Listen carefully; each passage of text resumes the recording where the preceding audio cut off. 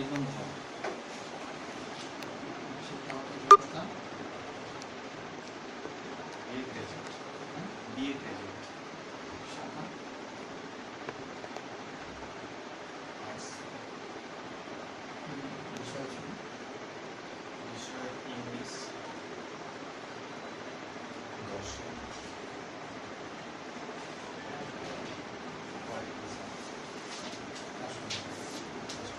কোথেকে আসা হচ্ছে?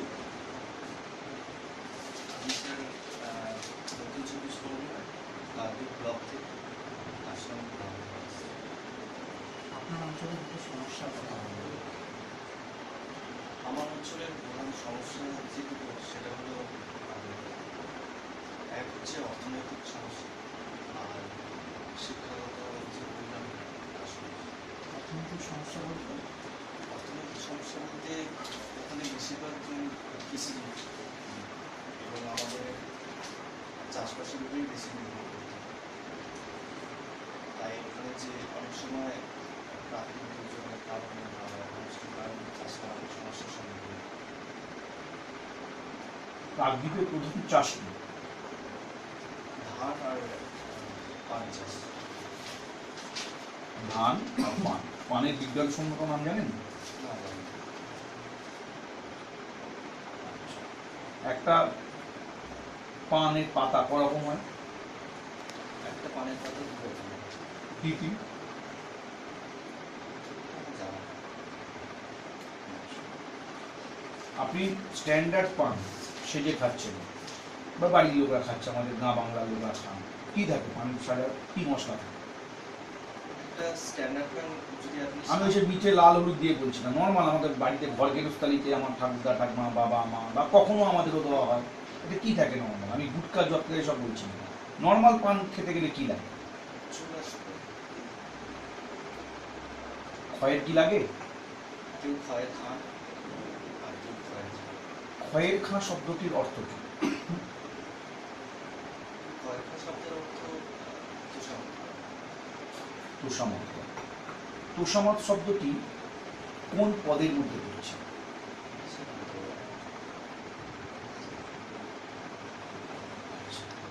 চায়ের বিজ্ঞানসম্মত নাম জানেন?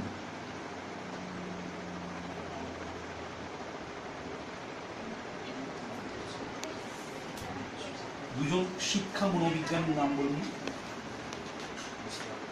শিক্ষা মনোবিজ্ঞানী যারা শিক্ষা নিয়ে চিন্তা ভাবনা করেছিল। অ্যারিস্টটল আর কিন্ডারগার্টেন শিক্ষা ব্যবস্থার প্রবক্তা কে?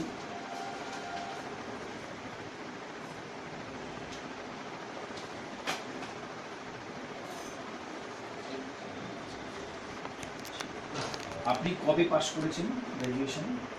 2010 সালে। এখন কি করেন? কি বিষয়ে পড়ান বা কাদের পড়ান, কোন শ্রেণী পড়ান? আমি সে ছোটদের সব বিষয় ছোটদের সব বিষয়। আপনি একটু প্লিজ বোর্ডে যান।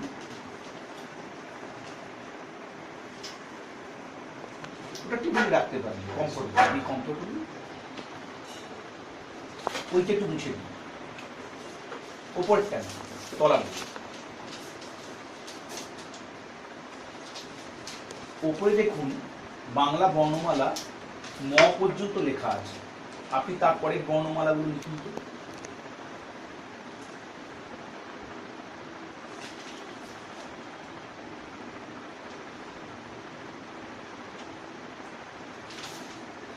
এক মিনিটের মধ্যে লিখে ফেলতে হবে।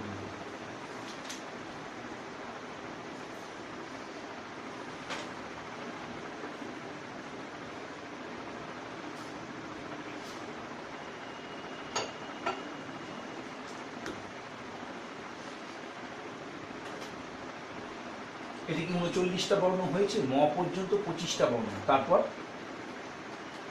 মাঝখানে আর কিছু নেই। ল ব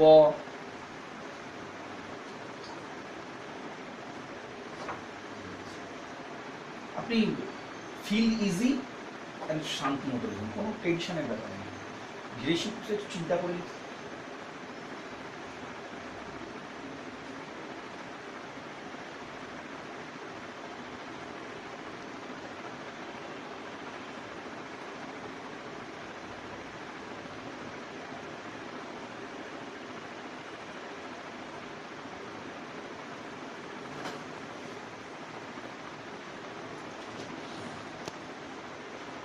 আচ্ছা আমি একটু বলে দিই তাহলে কুন্তস্তর্য বৈষ্ণর ল ব 301 300 কি কি বরপত্র 3টে স পড়ে কি কি সেটা লিখুন। হ্যাঁ ওটা মুছে দিয়ে 300 কি কি হয় লিখুন।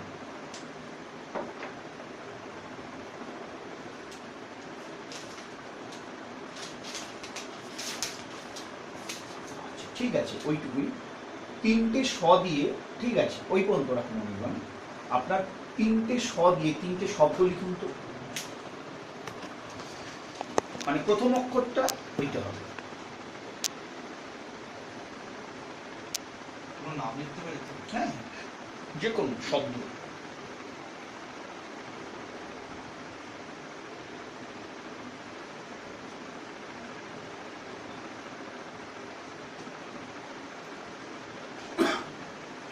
রার বানানটা লিখুন, রার, রার ভূমি বলে না, রার।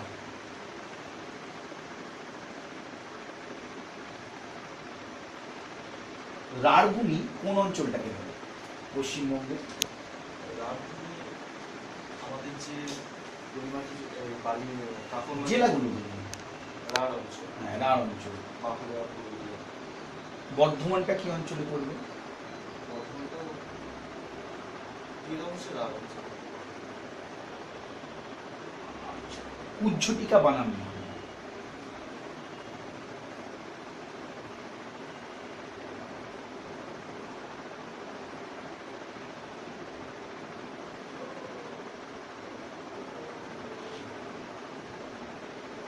মুমূর্ষু বানান লিখুন।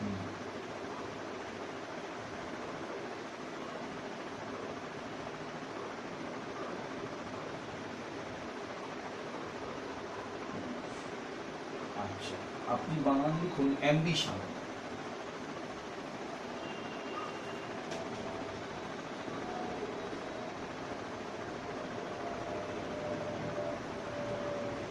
ফ্লক্সিনিলি হিলিফিকেশন বানানটা লিখতে পারবেন? ফ্লক্সিনিলি হিলিফিকেশন সব থেকে বড় শব্দ ইংরেজি ভাষায়। ফ্লক্সি কিন্তু ফক্সি না, ফ্লক্সি। ফ্লক্সি নিলি হিলিফিকেশন।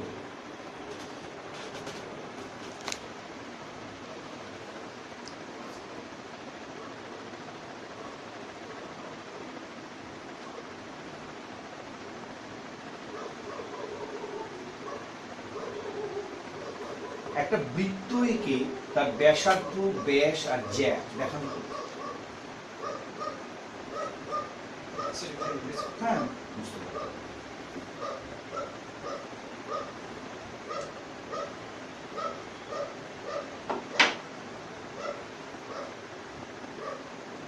ব্যাস, ব্যাসার্ধ, ব্যাসার্ধ,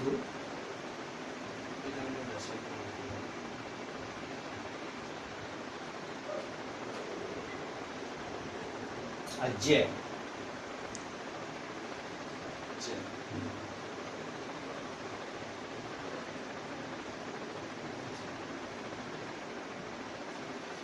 ঠিক আছে বসুন।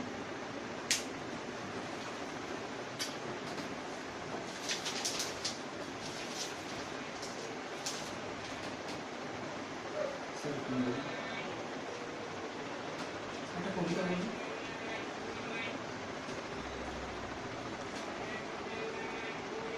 কবিতা মানে ছড়াও হতে পারে প্রাথমিক শিক্ষার ক্ষেত্রে, মুখস্থ দরকার নেই, যে কোনো আমরা যেমন হাটিমাটিমিটি বা এই জাতীয় যে কোনো ছড়া যদি মনে থাকে আবল তাবল থেকে বলতে পারেন, যে কোনো।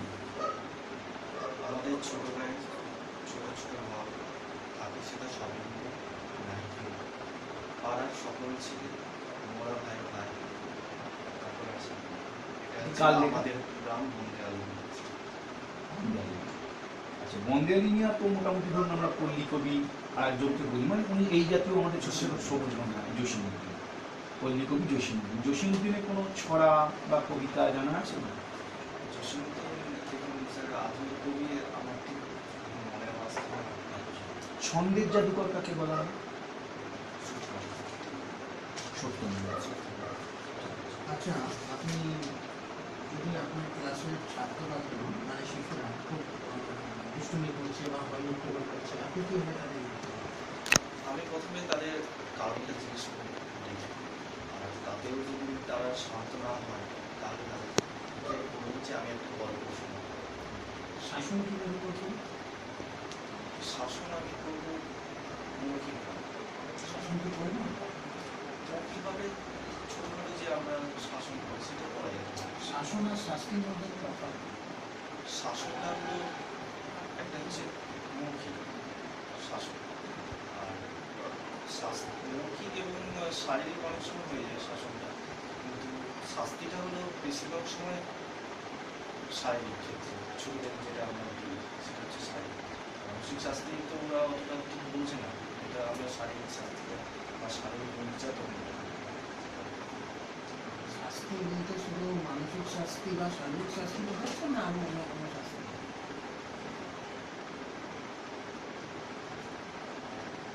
প্রকৃতপক্ষে শাসনটা হচ্ছে নিয়ন্ত্রণ। আপনি গাড়ি চালাচ্ছেন, লাল বাতি থেকে থেমে গেলেন, এটা শাসন। আর আপনি একটু এগিয়ে গেছেন, পুলিশ এসে আপনার কলার ধরে বের করে দুটো চড় মারল, এটা শাস্তি। শাসন হচ্ছে এক ধরনের নিয়ন্ত্রণ। আর শাস্তিটা মানে কি? তাকে আপনার শাস্তি দান মানে যাকে দান করছেন, ফাইল করলো সেটাও শাস্তি। যাকে দান করছেন সে কিন্তু দোষী নয়, যে দিচ্ছে শাস্তি দান করছে এটা কিন্তু তার অসহিষ্ণুতার প্রকাশ। আপনি বাচ্চাকে যখন শাস্তি দান করছেন তখন বাচ্চাকে আপনি কিন্তু শুধরাবার জন্য সেটা করছেন না, আপনি অসহিষ্ণু হয়ে পড়েছেন, আপনার সহ্যের সীমা ছাড়িয়ে গেছে বলেই সেই আপনার আচরণের বহিঃপ্রকাশটা কিন্তু তার উপর করছে। শাসন কিন্তু তা না, শাসন হচ্ছে নিয়ন্ত্রণ। শাসনে একটা চেকস অ্যান্ড ব্যালেন্স থাকে, শাস্তির ক্ষেত্রে কিন্তু সেই চেকস অ্যান্ড ব্যালেন্সটা থাকে না। আপনি এই বিষয়ে কেন আসতে চান? এই পেশাটা আমার ছোট থেকে একটা স্বপ্ন ছিল,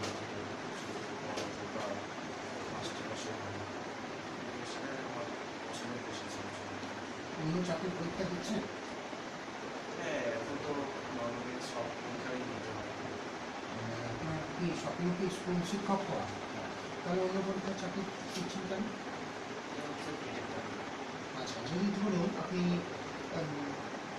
এই চাকরিতে পেয়ে গেলেন, প্রাইমারি টিচারে আত্মশিক্ষক বা চাকরি পেয়ে গেলেন, তার সঙ্গে আপনি WBCS হতে গেলেন, WBCS বসেছেন তো আপনি? না বলছি, আচ্ছা, এসএসসি গ্র্যাজুয়েট লেভেল বা এসএসসি ওয়েস্ট বেঙ্গলের এই পরীক্ষাগুলি বসেছেন বা রেল বা ব্যাংক?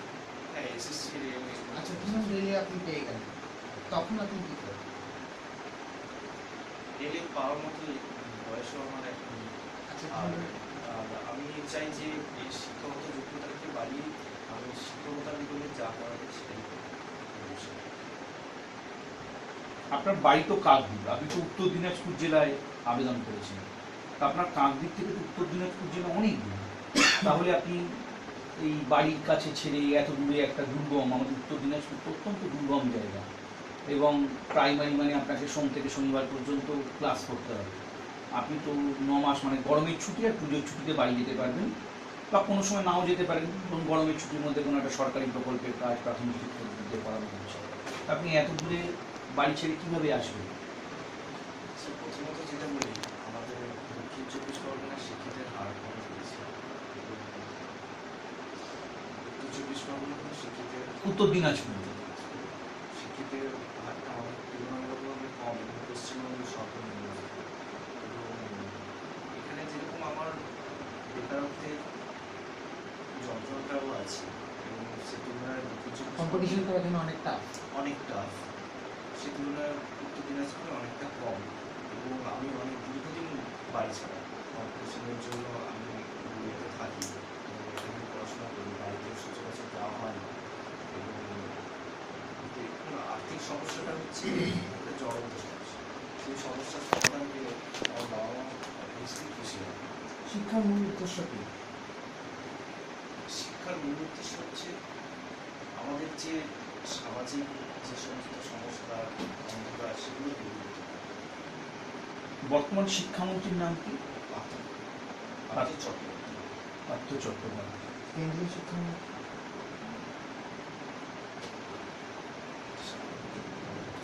কেন্দ্রের শিক্ষামন্ত্রী আছে? এটা হচ্ছে মানব সম্পদ উন্নয়ন দপ্তরের মধ্যে, সেটা কি? আচ্ছা, যে মানব সম্পদ বলা হচ্ছে, মানব সম্পদ বলতে আপনার কি হবে?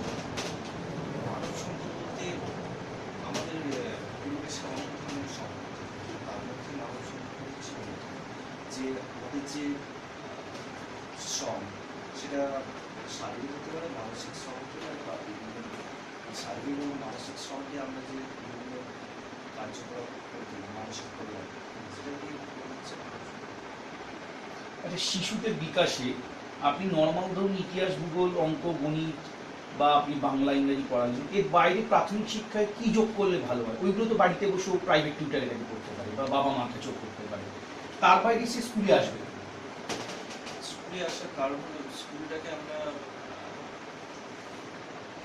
বলা হয় যে আমাদের সেকেন্ড, দ্বিতীয় এটা বাদ, কেননা শিশুরা তাদের বেশি অনেকটা সময় এখানেই কাটায়। এবং ওই পড়াশোনার বাইরে আমার মধ্যে যে এখন যেটা পরিকল্পনা নেওয়া হচ্ছে যে বামন হচ্ছে, তার ফলে তারা পরিবেশের সঙ্গে একটা সান্নিধ্য লাভ করছে, পরিবেশের কাছাকাছি আসছে, এবং পরিবেশ যে আমাদের কতটা উপকারী, পরিবেশ যে আমাদের কতটা বন্ধু, তাদেরকে হাতে হাতে সেটা দেখানো হচ্ছে। গ্লোবাল ওয়ার্মিং বলতে কি বোঝেন? গ্লোবাল ওয়ার্মিং বলতে আমাদের যে পৃথিবীর যে তাপমাত্রা, সেটা আস্তে আস্তে বেড়ে চলেছে। এটা হচ্ছে কার্বন মনোক্সাইড, কার্বন জন্য দায়ী। এবং আমরা যে ফ্রিজ বা যে সমস্ত মাইক্রোওয়েভ এগুলো মানে ব্যবহার করছি, এগুলো বেড়ে গেছে। এগুলো গ্লোবাল ওয়ার্মিংয়ের জন্যই এটা হচ্ছে, মানে গ্লোবাল ওয়ার্মিংয়ের জন্য দায়ী। ঠিক আছে, ঠিক আছে, আসতে হবে। নমস্কার। নমস্কার।